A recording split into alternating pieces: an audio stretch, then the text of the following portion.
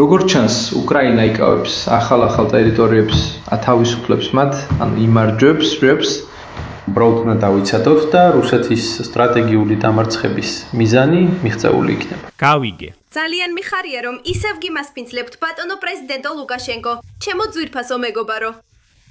ეკონომიკური განვითარების ყველა მიმართულებით ბელარუსი იყენებს თქვენს ტექნოლოგიებს და ჩვენ კმაყოფილები ვართ ამ ტექნოლოგიების დონით.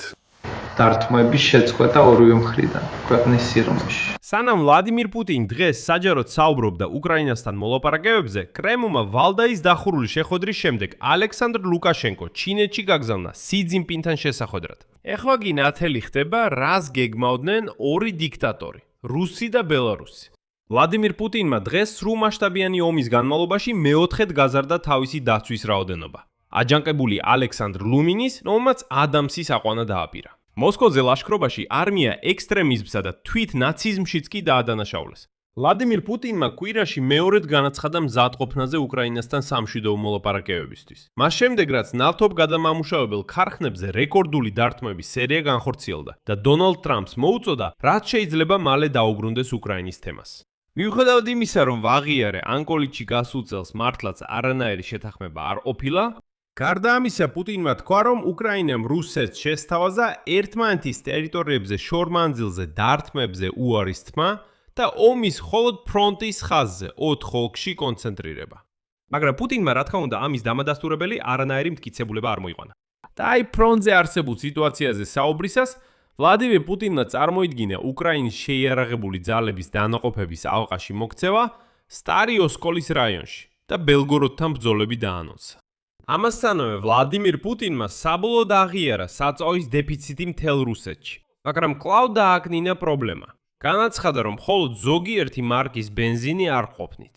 მაგრამ ამის შემდეგ პუტინმა მაინც გამოსცა ბრძანება საწვავის ნებისმიერი სახეობის, მათ შორის დიზელის ექსპორტის სრულად აკრძალვის შესახებ. ამ დროს კი რუსეთის რეგიონებში დაიწყო ნამდვილი რეიდები რუსების წინააღმდეგ, უკრაინელი დივერსანტების მოსაძებნად.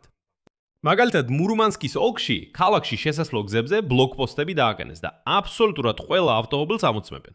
არ იყო შემთხვევითი, რომ ვლადიმირ პუტინმა წინადრეს აღიარა, რომ უკრაინის სპეცსამსახურები წარმატებით გადაბირებენ ციტატა რუსეთის განდგომილებს. ჩემი სახელი ალექსეი პიჩი, მოდით ერთად განვიხილოთ ეს თემები კომპლექსურად, მაგრამ სანამ დავიწყებთ, გთხოვთ გამოიწერეთ არხი, მოიწონეთ ეს გამოშვება და რა თქმა უნდა არ დაგავიწყდეთ კომენტარის დაწერა ამ ვიდეოს ქვეშ. ასევე გამოიწერეთ ჩემი Telegram არხი Pichi News-ი. ბმული მასზე მოცემულია ამ ვიდეოს აღწერაში. ვლადიმირი, იცით, მინდა ვთქვა, რომ ზოგადად ჩვენი სამოქალაქო ინფრასტრუქტურის დაბომბვები ხდება არა მხოლოდ იმისთვის, რომ ზიანი მოგვაყენონ. მიუხედავად იმისა, რომ ესეც ვფიქრობ მტრისთვის მნიშვნელოვანია, მაგრამ ასევე ინფორმაციული კამპანიის გასაძლიერებლადაც. და შეიძლება უფრო ზუსტად რო ვთქვათ, ეს არ არის უბრალოდ კამპანია, არამედ ინფორმაციული ოპერაცია, როგორც რუსეთის წინააღმდეგ ბრძოლის ნაწილი. მინიმუმ იმისთვის, რომ ჩვენში არაჯეროვნობა და ჩვენი ძალებისადმი ეჭვი გააჩინონ. და კიდევ უკეთესი, რუსულ საზოგადოებაში განხეთქილებამდე მიიყვანონ. და აიძულონ რუსეთი, რომ თუნდაც მოკლედ დროით შეაჩეროს ჩვენი ჯარების შეტევა საბრძოლო შეხების ხაზზე. და შექმნან პირობები მოლაპარაკებების პროცესის დასაწყებად მათთვის სასარგებლო. ანუ ჩვენი მოწინააღმდეგისთვის ხელსაყრელ პირობებში. მოკლედ, ბოლო დღეღამეში ვლადიმირ პუტინმა გააკეთა არაერთი განცხადება და ყველა მათგანი იმაზე მიუთითებს, რომ თითქოს კრემლი კვლავ მზად არის მოლაპარაკებებისთვის უკრაინასთან და სთხოვს ტრამპს დაბრუნდეს ამ თემაზე. მაგრამ რეალურად კრემლი აშკარად რაღაცას გეგმავს პეკინთან და მინსკთან ერთად. და ჩვენ განვიხილავთ კონკრეტულად რას. მაგრამ მოდით ყველაფერს რიგ-რიგობით მივყვეთ. ვლადიმირ პუტინმა ბოლო ერთი კვირის განმავლობაში მეორედ განაცხადა, რომ რუსეთი მზად არის განაახლოს მოლაპარაკებები ამერიკის შეერთებული შტატების წარმომადგენლებთან უკრაინაში ომის დასრულების შესახებ. შემდეგ მისი ციტატა: ჩვენ ველოდებით, რომ ირანულ მიმართულებაზე დაძაბული ფაზის ყველა მოვლენის დასრულების შემდეგ ველოდებით იმ ამერიკული ადმინისტრაციის წარმომადგენლების ჩამოსვლას, ვისთანაც მოსკოვში უკვე არაერთხელ შევხვედრივართ. და მზად ვართ გავაგრძელოთ მოლაპარაკებები და ყველა დეტალისა და ყველა შესაძლო ფორმატის განხილვა. თუ არა შეთანხმებებისა, მაშინ განსახილველი თემების. აქ მინიშნება სტივენ ვიტკოპზე და ჯარედ კუშნერზე, რომლებიც უკვე ჩაფრენილან მოსკოვში შეხვედრას. ხოლო სტივენ ვიტკოპმა უკვე რამდენიმე შეხვედრა გამართა პუტინთან. ამასთან რუსეთის ფედერაციის პრეზიდენტმა დაადასტურა, რომ გასული წლის აგვისტოში ანკორიჩში ამერიკის ლიდერ დონალდ ტრამპთან გამართულ სამიტზე მხარეებმა მართლაც ვერ მიაღწიეს კონკრეტულ შეთანხმებებს. თუმცა, როგორც მელოტი დიქტატორი ამბობს, განიხილებოდა ომის დასრულების გარკვეული შესაძლებლობები და ასევე კომპრომისები. პუტინის კიდევ ერთი ციტატა. იქ ჩვენ შემოგთავაზეს კომპრომისებზე წასვლა. ჩვენ ვიფიქრეთ, არა მაშინო, მაგრამ ჩამოვედით ანკორიჩში და ვთქვით, დიახ, თანხდებით. არანაირი სხვა პოზიცია ამერიკული მხრიდან, ამერიკის ადმინისტრაციისგან ჩვენ არ მოგვისმენია. აქ საინტერესოა, რომ რუსებს ცოტა ტვინი რომ ქონოდათ, იგითხავდნენ. მოიცადეთ, მაშინ რაზე ლაპარაკობდნენ უშაკოვი, ლავროვი, პესკოვი, მედვედევი და ეს მთელი ძმობა. ისინი ხომ ყვებოდნენ ანკორიჯის სულზე, რაღაცა შეთანხმებებზე ალასკაზე და ასე შემდეგ. მაგრამ პუტინი კიდევ ერთხელ ამ გაურეცხავ რუსებს თავებს საკუთარ განავალში აყოფინებს და ეუბნება: ხო, არანაირი შეთანხმებები არ ყოფილა, გაჩერდით რა შეთანხმებები. ამბობს, იქ რაღაცაზე ვილაპარაკეთ და შეთანხმებები. აი ესეთები არიან ყველა რუსი. შეუძლიათ რამდენიც უნდათ, იმდენი იცრუონ. ლეგენდებს იგონებენ. და როცა მათ თავხეთ-სახეზე წაავლებენ ხელს და სიმართლეში ჩაქრიან და ეტყვიან: გაჩერდი, რა შეთანხმებები? მარკო რუბიომ ცოტა ხნის წინ განაცხადა: კი არ ყოფილა არანაირი შეთანხმებები ამბობს. წინ გადადებები იყო. ამის შემდეგ რუსი უბრალოდ თითქოს არაფერია. ისე ამბობს: ხო, არ ყოფილა და რა შეთანხმებები? და იყო. არავის ხომ არ უთქვამს, რომ რაიმე შეთანხმებები იყო. და აი საჩვენებელია, რომ რუსეთის პრეზიდენტის განცხადება უკრაინასთან მოლაპარაკებებისთვის მზადყოფნის შესახებ უკვე მეორე იყო ამ კვირაში. და ეს განცხადება გაკეთდა ქვეყანაში საწვავის კრიზისის ფონზე, რომელიც უკრაინის დართმევმა ნავთობ გადამამუშავებელ ქარხნებზე გამოიწვია. მანამდე 23 ივნისს პუტინმა განაცხადა, რომ მზად არის განიხილოს საბრძოლო მოქმედებების დასრულება სტამბოლის შეთანხმების საფუძვლის საფუძველზე. ასევე ანკორიჩში განხილული მოდალობების და ადგილზე არსებული რეალობის გათვალისწინებით. ამასთან მან ხაზგასმით არნიშნა, რომ უკრაინის თავდასხმების სამოქალაქო ინფრასტრუქტურაზე არანაირად არ იმოქმედებს ფრონტზე მიმდინარე მოვლენებზე. ვლადიმერ პუტინის ციტატა.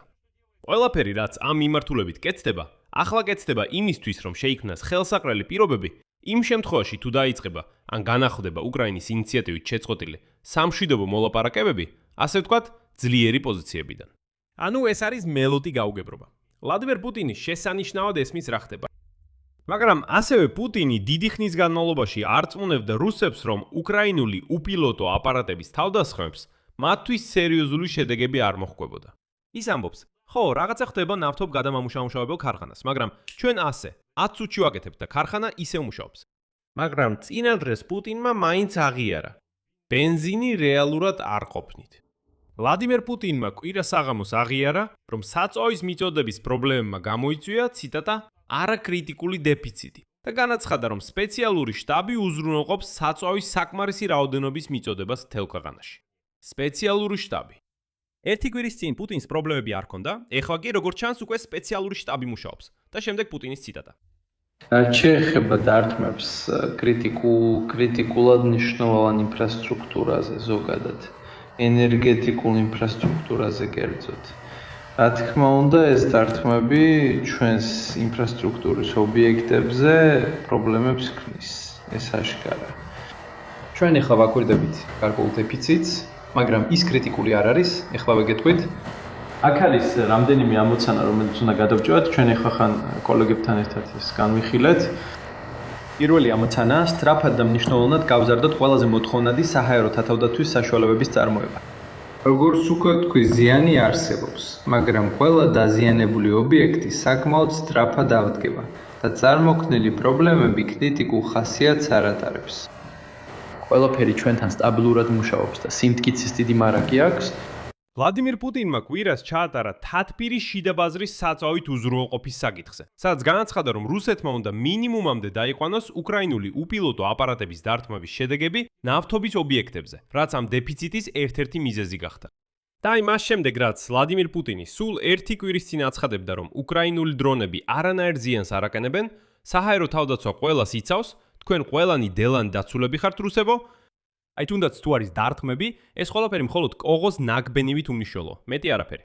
ეხლა კი ვლადიმერ პუტინი აცხადებს შემდეგს, ციტატა.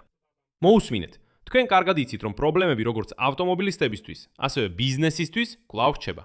და რიგები სამწუხაროდ ბენზინგასამართ სადგურებზეც არის. და საჭირო მარკის ბენზინის პოვნა ყოველთვის არ შეიძლება. აი კიდევ ერთხელ მეორდება ის, რაც ცოტა ადრე ვთქვი. რუსი საშუალო სტატისტიკური, ისეთი როგორიც პუტინია, თავიდან უთიფრად ამბობს. არა, არანაირი შედეგი, ეს თქვენ გეჩვენებათ, დეფიციტი არ არსებობს. შემდეგ, როცა მას ფაქტების წინაშე აკანებენ და სიმართლეს აჩვენებენ, ამბობს: ეს ხომ აშკარაა, რა თქმა უნდა, პრობლემები არსებობს. აი უბრალოდ შეადარეთ ეს ორი ვიტორიკა. პუტინი ერთი კვირის წინ, პუტინი დღეს. პუტინი ერთი კვირის წინ ამბობს: არანაირი პრობლემა არ არის. პუტინი ახლა ამბობს: რას ნიშნავს? ხომ აშკარაა, რომ პრობლემებია. თქვენ თვითონაც ხედავთ, რომ პრობლემებია. რას მეკითხებით საერთოდ? და კიდევ ერთხელ მიაქციეთ ყურადღება, რომ ამას ამბობს იმ ქვეყნის პრეზიდენტი, რომელსაც ჩვეულებრივ ბენზინგასამართ სადგურად მოიხსენიებენ. რუსებო, ნამდვილად გეგმის მიხედვით მიდის თქვენი ომი. შედეგად პუტინმა განაცხადა, რომ რუსეთის ფედერაცია უკვე იყენებს ბენზინის სტრატეგიულ მარაგებს, რომლის მოცულობა ამჟამად 1,7 მილიონ ტონას შეადგენს. ასევე დაამატა, რომ განიხილება არა მხოლოდ ბენზინის, არამედ დიზელის საწვავის ექსპორტის აკრძალვის საკითხიც. და ახლა რუსეთისთვის საწვავის მომწოდებლების მთავარ კანდიდატებად ყალიბდებიან ჩინეთი და ინდოეთი, რომლებიც რუსულ ნავთობს ყიდულობენ. მაგრამ პრობლემა იმაშია, რომ საწვავის შორეული ქვეყნებიდან მნიშვნელოვნად ძვირი იქნება, ვიდრე რუსი მწარმოებლების მიწოდება. Reutersის შეფასებით ივნისში საწვავის წარმოება რუსეთში წლიურად 25%-ით შემცირდა და ახლა დაახლოებით 20%-ით ჩამორჩება შიდა მოხმარებას. იმპორტზე საერთოდ არავინ ლაპარაკობს. ყველა რუსეთში მხოლოდ ერთი უმსხვილესი ნავთობგადამამუშავებელი ქარხანა არ დაზარალებულა დარტყმებისგან ბოლო 2 თვის განმავლობაში და აგრძელებს მუშაობას სრული დატვირთვით. ეს არის ომსკის ნავთობგადამამუშავებელი ქარხანა, რომლის სიმძლავრე წელიწადში 22 მილიონ ტონას შეადგენს. კარგი, ვფიქრობ, უკრაინის თავდაცვის ძალებმა იციან, როდის და როგორ დაარტყან ამ ქარხანასაც. Тампონზე ვლადიმირ პუტინი დღეს ამტკიცებს, რომ მზად არის მოლაპარაკებებისთვის უკრაინის საკითხზე და კიდევ განაცხადა, რომ უკრაინა მას მშვიდობის წინადადება გადასცა. მისი თქმით, უკრაინამ რუსეთს შესთავაზა, რომ ერთმანეთის ტერიტორიაზე შორმანძილზე დარტყმებზე უარი თქვან და ბრძოლები ფრონტზე კონცენტრირდეს. პუტინის ციტატა. გასაგებია, რატომ კეთდება ეს წინადადება, რადგან ჩვენი საპასუხო დარტყმები უკრაინის ტერიტორიის სიღრმეში უფრო ძლიერი, ტკივნეული და პირდაპირ თქვათ, დამანგრეველია. მინდა აღნიშნო, როდესაც მელოდი გაუგებრობა, ვლადიმირ პუტინი ამბობს, რომ ის პასუხობს დარტყმებით, ეს ცინიკური ტყუილია. ამ სიტუაციაში საპასუხო დარტყმებს მხოლოდ უკრაინა შეიძლება აყენებდეს, რადგან ომის ინიციატორი რუსეთი იყო. სწორედ რუსეთმა დაიწყო ეს ომი. სწორედ რუსეთი დაესხა უკრაინას. სწორედ რუსეთი იყო პირველი, ვინც უკრაინას დარტყმები მიაყენა. შესაბამისად, ყველაფერი, რაც უკრაინა და რუსეთში მიფრინავს, საპასუხო დარტყმა. ყველაფერი, რაც რუსეთიდან უკრაინის ტერიტორიაზე მიფრინავს, აგრესიის აქტია და არა საპასუხო დარტყმა. ასევე მისი თქმით, კიევმა წამოაყენა ინიციატივა, რომ საბრძოლო მოქმედებები მხოლოდ რუსეთის არმიის მიერ ოკუპირებულ 4 ტერიტორიაზე შემოიფარგლოს: დონეცკის, ლუგანსკის, ხერსონისა და ზაპოროჟიეს ოლქებში. თითქოს ასეო. ამგვარად, უკრაინა სურს გაიყვანოს თავისი ჯარები მიკოლაივის, დნეპროპეტროვსკის, ხერსონის და ასე შემდეგი ოლქებიდან, ხარკოვის და სუმის ოლქებიდან, ასევე სახელმწიფო საზღვრის ზოგიერთი მონაკვეთისგანაც. და ეს დანაყოფები გადაიყვანოს ზემოთხსენებულ 4 რეგიონში, ამბობს პუტინი.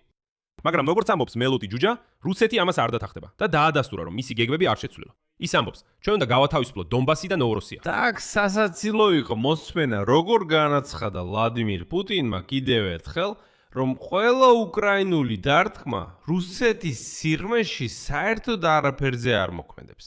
შემდეგ კიდევ ერთი მისი ციტატა. უკრაინის შეიარაღებული ძალების დარტყმები რუსეთის ინფრასტრუქტურაზე ქმნის პრობლემებს და იწვევს საწვავის გარკვეულ დეფიციტს. მაგრამ ყველა დაზიანებული ობიექტი საკმაოდ სწრაფად არდგება და ყველაფერი ჩვენთან სტაბილურად მუშაობს. ყველა დარტყმა, სადაც არ უნდა განხორციელდეს, აბსოლუტურად არ ახდენს გავლენას ფრონტის მდგომარეობაზე, საბრძოლო შეხების ხაზზე. და იმისთვის, რომ ყველა მიირწმუნოს თითქოს რუსეთი მართლაც იმარჯვებს, ვლადიმირ პუტინმა დღეს რაღაც ფანტაზია გამოიგონა უკრაინის შეიარაღებული ძალების დანაყოფების ალყაში მოქცევის შესახებ. სტარი ოსკოლის რაიონში. დაიმახსოვრეთ ეს სახელი. სტარი ოსკოლი. და როგორც ჩანს, ბელგოროდთან ბრძოლის დაწყებაც დაანონსა. უკრაინის სამხედროებმა ვლადიმირ პუტინის ასეთ განცხადებაზე რეაგირება მოახდინეს და აღნიშნეს, რომ ამ დროისთვის ისინი მხოლოდ ამ მიმართულებით წინსვლაზე მუშაობენ. ეს სარკაზმია. და ეხლა მიხვდებით რატო. ხოლო შეტყობინება უკრაინის შეიარაღებული ძალების ალყაში მოქცევის შესახებ სტარი ოსკოლის რაიონში კრემლის კიდევ ერთი ფეიკია. ხო, რუსი ხო ცოტა სულელია, ის ინფორმაციას არ გადაამოწმებს. ხოლო უკრაინის შეიარაღებული ძალების განცხადებაში ნათქვამია, ციტატა. ჩვენ დარწმუნებულები ვართ, რომ რუსეთის ფედერაციის ხელმძღვანელს თავისი ჯარების საბრძოლო უნარიანობა ჩვენზე უკეთესად ესმის. ამიტომ ვთვლით, რომ სტარი ოსკოლისთვის ბრძოლები მისგან უბრალოდ ანონსია. აქ საუბარია იმაზე, რომ ვლადიმირ პუტინმა განაცხადა თითქოს და რუსმა სამხედროებმა პრაქტიკულად დაბლოკეს უკრაინული დაჯგუფება მდინარე სტარი ოსკოლის მარცხენა სანაპიროზე. ხოლო რეალურად ბუნებაში ასეთი სახელწოდების მდინარე უბრალოდ არ არსებობს. სტარი ოსკოლი არის ქალაქი ბელგოროდის ოლქში, რუსეთის ფედერაციაში, რომელიც მდებარეობს უკრაინის საზღვრიდან 100 კილომეტრზე მეტ მანძილზე.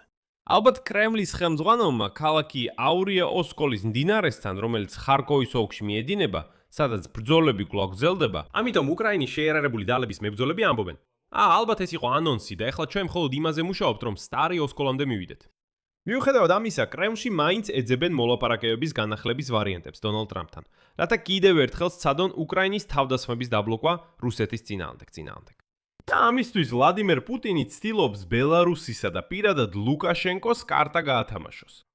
გახსენებთ, ადრე ლუკაშენკო დატოვა ბელარუსი და შემდეგ გახდა ცნობილი, რომ მან ვლადიმერ პუტინთან ერთად გაატარა ღამე მის რეზიდენციაში ვალდაიზე. ისინი ასე ჩუმად ტეტ-ატეტ გაატარეს ეს ღამე.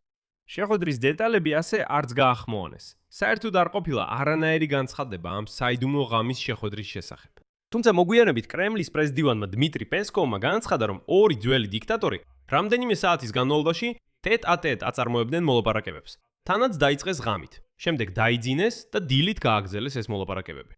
აქვე შეგახსენებთ, რომ ამ ღამის შეხვედრამდე ლუკაშენკომ რუსეთის ელჩ გრიზლოვს პირდაპირ უთხრა, რომ არ ღირს ბელარუსის ომში ჩათრევა. ასევე დაამატა, რომ თითქოს მინსკში თავისთან მიიღო უკრაინის პრეზიდენტ ვლადიმირ ზელენსკის წარმომადგენლები, სანამ პუტინთან ვალდაიზე გაემგზავრებოდა. და აი გავწონდა ხმები, რომ ლუკაშენკოს შეიძლება გამოიყენონ როგორც შუამავალს კიევსა და მოსკოვს შორის. მაგრამ დღეს დმიტრი პესკოვმა უარი თქვა პასუხისგაცემაზე კითხვაზე, არის თუ არა ალექსანდრ ლუკაშენკო უკრაინასა და რუსეთს შორის საკომუნიკაციო არხი, იმის გათვალისწინებით, რომ მინსკში ცოტა ხნის წინ ზელენსკის წარმომადგენელთან შეხვდა. შემდეგ ციტატა. პესკოვის: იმისთვის, რომ ეს არსებული არხები მუშაობდეს და ფუნქციონირებდეს, ისინი უნდა დარჩეს ჩრდილში, არასაჯარო უნდა დარჩეს. ამიტომ თქვენს კითხვაზე პასუხს არ გაგცემთ. მაგრამ რა თქმა უნდა, უკრაინის თემა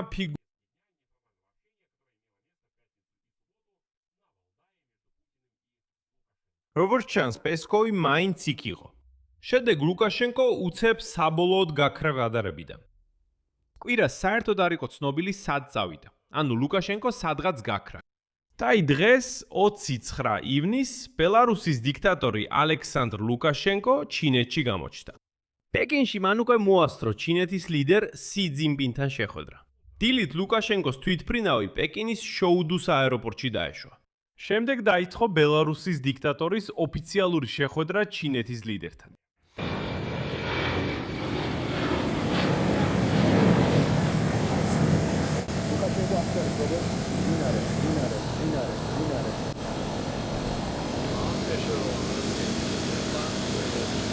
ლუკაშენკო ახწერეს როგორც ძინარე.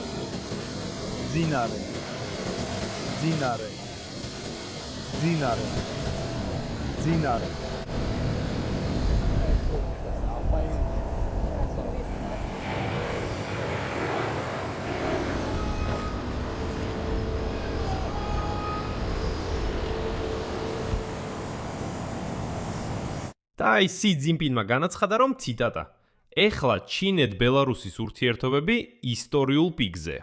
ლუკაშენკომ ამაზე უპასუხა, რომ ძალიან აფასებს ასეთ დადებით შეფასებას მინსკსა და პეკინს შორის ურთიერთობების. და ბელარუსის დიქტატორის თქმით, ის და ჩინეთის ლიდერი გლობალურ თანამშრომლობაზე შეთანხმდებიან. მე მოსკოვის ოლქიდან აქ მოფრინავდი. ჩვენ ვაწარმოებდით მოლაპარაკებებს პრეზიდენტ პუტინთან და ამის შემდეგ მე ხო პეკინში გავფრინდი. ჩუნ ბაილიანგუა.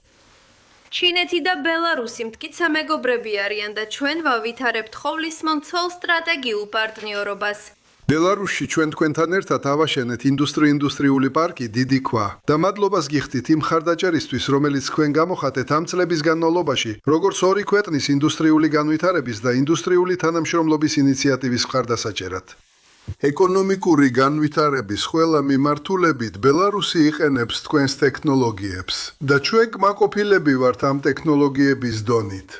და სწორედ აქ ჩნდება შეგრძნება, რომ ლუკაშენკოს ყველა ეს ხმამაღალი საჯარო განცხადება გრიზლოვის წინაშე იმის შესახებ, რომ ბელარუსი ომში არ უნდა ჩაითრიონ, უბრალოდ ცირკი ან თეატრალური წარმოდგენა იყო. საქმე იმაშია, რომ ჩინეთს შეუძლია სრულიად დაეხმაროს ბელარუსს თავის ტერიტორიაზე შეიარაღების წარმოების ორგანიზებაში, რომელიც შემდეგ რუსეთის არმიის საჭიროებებზე იქნება მიმართული. და აქ უნდა გითხრათ რაღაც.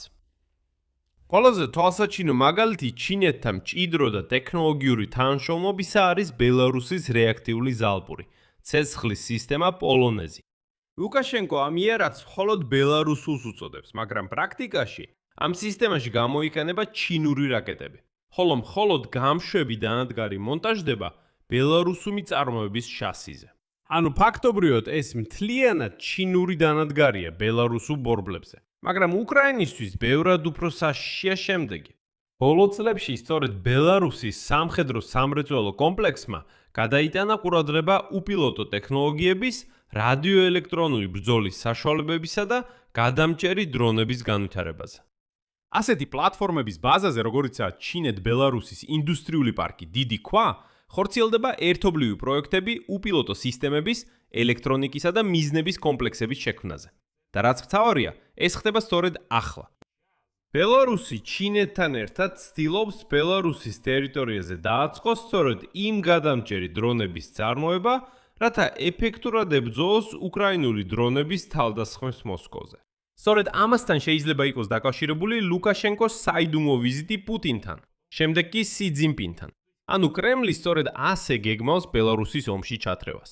მის ტერიტორიაზე შექმნას იარაღის წარმოება პირველ რიგში დრონ დამჭერების. დადასტურებად იმისა, რომ უკრაინა არ შეუტევს ამ ბელარუსულ თითქოს და ქარხნებს, მაგრამ ამ დროს პუტინს რაღაც პარანოია დაეწყო. რუსეთის პრეზიდენტს რეალურად უფრო მეტად შეეშინდა საკუთარი გამელოთებული ტყავისთვის. ითხოვინებიან, რომ ვლადიმერ პუტინმა მეოთხედ გაზარდა ფედერალური დაცვის სამსახურის ცენტრალური აპარატის რაოდენობა მთელი ომის განმავლობაში. პუტინის ახალი ბრძანების ტექსტის მიხედვით, ფედერალური დაცვის სამსახურის ცენტრალური აპარატის, რიაპარატის, სახელმწიფო სამოქალაქო მოხელეების მაქსიმალური რაოდენობა უნდა გაიზარდოს ამჟამინდელი 785-დან 812 კაცამდე. ფედერალური დაცვის სამსახური, მოგახსენებთ, პასუხისმგებლობას იგებს უმაღლეს თანამდებობის პირების დაცვაზე, პირველ რიგში პრეზიდენტი პუტინისა და პრემიერ-მინისტრის, ასევე მათი ოჯახის წევრების დაცვაზე. Financial Times-ის ინფორმირებული ცნობები უკვე ამბობდნენ, რომ სამსახურმა ბოლო თვეებში მკაცრიად გაძლიერა უსაფრთხოების ზომები ვლადიმირის სხეულის, უფრო ზუსტად კი თავად ვლადიმირის გარშემო. პუტინის და მათი თქმით, კრემლში გაიზარდა შიშის გამოსახულება, რომ პუტინი შეიძლება მკვლელობის მცდელობის ობიექტი გახდეს, განსაკუთრებით უავტოპილოტკების გამოყენებით, ან სახელმწიფო გადატრიალების მცდელობის დროს. პუტინის შიში გაიზარდა ამერიკელი სამხედროების მიერ ვენესუელის პრეზიდენტი ნიკოლას მადუროს დაკავების შემდეგ. მაშინ მან შეამცირა იველად თავისი ვიზიტი და იმ ადამიანების გამოკვლევა, რომლებიც მას შეხვდერვინ, კიდევ უფრო მკაცრი გახდა. კაზახსტანში ოფიციალური ვიზიტის დროს მაისის ბოლოს ვლადიმირ პუტინის კორტეჟთან ახლდა ბრანიროვანი ავტომობილი სახურავზე ტყვიან მფრქვევის ადგილის მქონე. მანკანა რადიოელექტრონული ბრძოლის სისტემით დავერტოლოთი. ანუ ვლადიმირ პუტინი ნამდვილად შიშობს, რომ მის გამელოტებულ თავში რაღაც უპილოტო აპარატი მოხდება. ასევე პუტინი და მისი ოჯახი აღარ გამოჩნდებიან. რეზიდენციებს მოსკოვში და ვალდაზე უპირატესობენ ეველაზე უკრომ ადგილებს. Kvikvirabit განმავლობაში დროას ატარებენ ბუნკერებში, შორის კარაგანდაში და კრასნოდარის კრაიში. Financial Times-ის წყაროების თქმით, დამეტტიბიტი უსაფრთხოების ზომები მხოლოდ ვლადიმირ პუტინით არ შემოეფარგლება.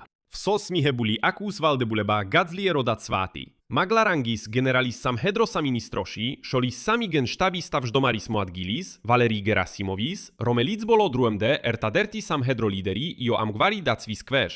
ეს ქმედებები გახდა პასუხი რუსეთი გენერალ-ტეცე უკრაინის სპეცსამსახურების მიერ ჩადენილ რამდენიმე მოკვლის მეგდელობაზე. მაგრამ ეს არ არის იველაფერი. გახსენეთ ისტორია რუსეთის ოკუპანტზე, რომელიც ამზადებდა ამაღლებას მოსკოვის ვინააღმდეგ. ასე რომ რუსეთის ოკუპანტი ალექსანდრე ლუნინი, რომელიც აკეთებდა ვიდეო მიმართვას ვლადიმირ პუტინისთვის და აფრჩილებდა სამხედრო ამაღლების საფრჩეზე, დააკავეს ბრალდებით ექსტრემისტური და გაღწევ ნაცისტური სიმბოლიკის გამოჩენაზე. Მეტიც, მიუხედავად მისი მეუღლეს განცხადებებისა, რომ ის შესაძლოა ახასლა მოსკვაში, გარდაცნობილი, რომ 27 ივნის ალექსანდრე ლუნინს სასამართლოში გასამართლეს როსოშანსკის რაიონის სასამართლოში, ვორონეჯის ობლასტში. ადრე ლუნინის მოღონებული ოკუპანტის მეუღლმა დაამზადა ვიდეო, სადაც განაჩხადა, რომ 27 ივნისის ღამე მათ სახლში, ლიზინოს ლიზინვოკის სოფელში, ვორონეჯის ობლასტში ჩატარდა ჩხრეკ. მისი თქმით, პოლიციელებმა აღმოიხეს კომპიუტერული ტექნიკა, ფლეშკები, ნოუთბუქები და სხვა ნივთები. დავი ლუნინის სახელში არ იგო და მან განახადა, რომ მას დაეკავშირნენ. ლუნინს პრეზიდენტის ადმინისტრაციიდან პუტინის დაუციეს და მოეძახეს შეხვედრაში მოსკოვში და აქ ლუნინი ჩასლა მოსკოვში და შეუვიდა დაკავშირებას. და ამ შემდეგ მისი ქალი იველა ვიდეოროლიკების სოციალურ ქსელში გაშლა. და გამოვიდა, რომ ეს ამბრძანებული მარტო დაასაეს ნაცისტური სიმბოლიკის გამოხვენებისთვის. ირონიულია, არ არის. რუსეთის ოკუპანტი, რომელიც უკრაინაში მიდიოდა, როგორც ითვლებოდა, უკრაინელ ნაცისტებთან საბრძოლო, რუსეთის სასამართლოში იმავე ნაციზმში დაადანაშაულეს. ასე გამოვიდა. ეს არის მთავარი რუსეთის მოსახლეობის. ისინი არიან მორჩილები და მშიშერები. გახსენებ, რომ პუტინისთვის მიმართვა ლუნინმა გამააქვეყნა 25 ივნის. ის ამბობდა, რომ კომანდირები გამოინებდნენ ცამებას და ძალადობას იარისკაცებზე, რადგან ისინი უარობდნენ, ციტატა, უაზრო სუიციდური ბრძანების შესრულებას, ასევე თავისი ფულის კომანდირებისთვის მიცემაზე. ლუნინმა გააფრთხილა, რომ თუ პრეზიდენტი პუტინი არ შეხვდება მას პირდაპირ და მას არ მიუცემენ შესაძლებლობას ტელევიზიაში გამოვიდეს, იარიტავის იარაღს კრემლის წინააღმდეგ მიაბრუნებს. და ახლა ამ გამოშვების ხასავერის დროს მისი ვიდეო სოციალურ ქსელ ინსტაგრამზე 18 მილიონი ნახვა დააგრო, მაგრამ არანაირი ამბოქება, რა თქმა უნდა, არ მოხდა. რატომი? რადგან რუსეთის მოქალაქეები კიდევ ერთხელ გავიმეორებ, მშიშრები და მომეთმენები არიან. მაგრამ რუსეთში მასობრივ დაეწყეს უკრაინელი დივერსანტების ძებნა.